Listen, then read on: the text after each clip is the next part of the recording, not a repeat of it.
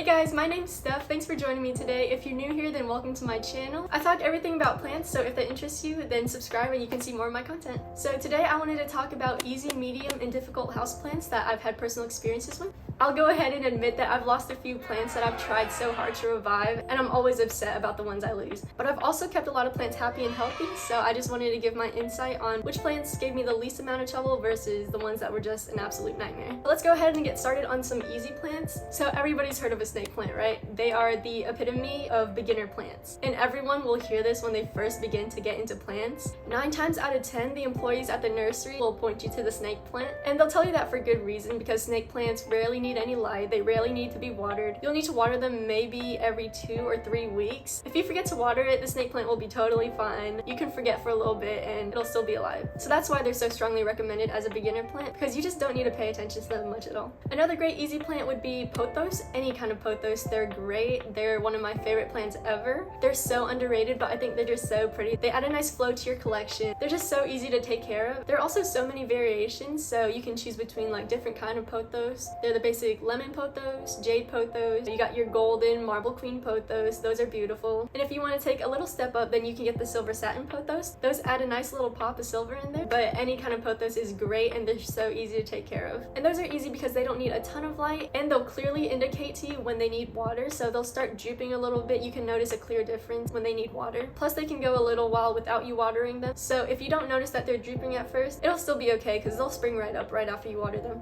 So going off of the pothos trailing plants, I also love the Philodendron trailing plants. They're also very easy to take care of, and they also have a lot of variations between them. So you got the basic heartleaf Philodendron, you have the Brazil Philodendron, and then my favorite is the Micans. They have a little fuzz on it and they feel a little velvety, so they're just really pretty and really nice to the touch. And same thing with the Philodendron as with the pothos. They're gonna have similar light requirements and water requirements, so not as much light, and they'll be forgiving when you forget to water them. The last easy plant I'd like to mention would be a ficus. So like your rubber tree plants, your Taneki, your Audrey, those are all very sturdy plants. They don't need too much light, and they can also handle a couple days if you forget to water them. A ficus is good if you're looking for more tree-like plants without the trouble of having a harder plant like a Fiddly Fig, which I'll talk about later. So moving on to medium level care plants, the first I have is a monstera. So monsteras are on the easier side rather than the harder because they don't require that much attention. They do require a little more attention than the plants I just talked about. Like you do have to support their stems up when they're getting floppy, so you're gonna need to get a stake or a moss pole or any type of pole. So little things like that, you do need to pay a little more attention to a monstera than those previous plants. And then next we have a Rhaphidophora tetrasperma. Some people call it a mini monstera, some people call it some kind of philodendron, I'm not sure. This plant is relatively easy to care for. The reason that I have it on medium care is because of how fast it grows, and it is a climbing plant, so it's just gonna climb and climb and climb, and you need to find a way to support it. So either with a trellis, or I've seen people trail it up their walls against a wall frame, stuff like that, but they do need to be supported somehow. So whether you're putting a trellis on it or sticking up against the wall, it's gonna be difficult to water it. Like I've had difficulty watering my Rhaphidophora. It's just so immobile, it's hard to move anywhere. I can't just bring it to the sink like all my other plants. So the reason I have it on here is because it's hard to find a good place to put it, and it's pretty immobile when you need to water it. So next on my list I have succulents, and everybody says that succulents are so easy to take care of, that they'll never die on you, that they barely need water, which all of that is just not true. Succulents are actually hard to take care of, and they're not really for beginners. A lot of succulents actually need special soil, and they need specific pots, and they have specific light requirements. So while succulents aren't the hardest to grow, they're definitely not the easiest, and they should stop being recommended for beginner plant owners. And last in this category would be a bird of paradise. The reason it's on here is because it's a very, very, very slow growing plant. I have 2 birds of paradise right now, and both of them have only put out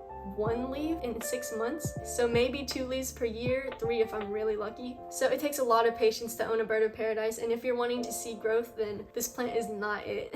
So moving on to the hardest plants to care for in my personal experience. First I have the Alocasia, especially the Alocasia poly. Alocasia in general are prone to a lot of pests, spider mites for sure, so it's really annoying to deal with having to wipe them down with neem oil, having to wipe their leaves down constantly, having to monitor them, having to quarantine them all the time from your other plants. They'll also burn if direct light touches them for a small amount of time, so it's not going to be good if you forget to move it or if you accidentally put it too close to the window. They also are hard to grow a lot of leaves, so usually when an Alocasia puts out a new leaf, then their oldest one sheds, and it just keeps going in that cycle. So when one pops out, one dies. So usually you're gonna stick to about a few leaves on your Alocasia, which kind of sucks because if you're wanting your plant to have a lot of leaves, then Alocasia will not do that for you. And next I have Calatheas. These require such a specific environment, at least for me. The leaves would always dry out and be brittle. And I experimented a lot with where I should put it in my room so that it gets a certain amount of light, and nothing worked. I also got a humidifier for it so that the leaves wouldn't dry out, but nothing I tried really worked, and all my Calatheas have just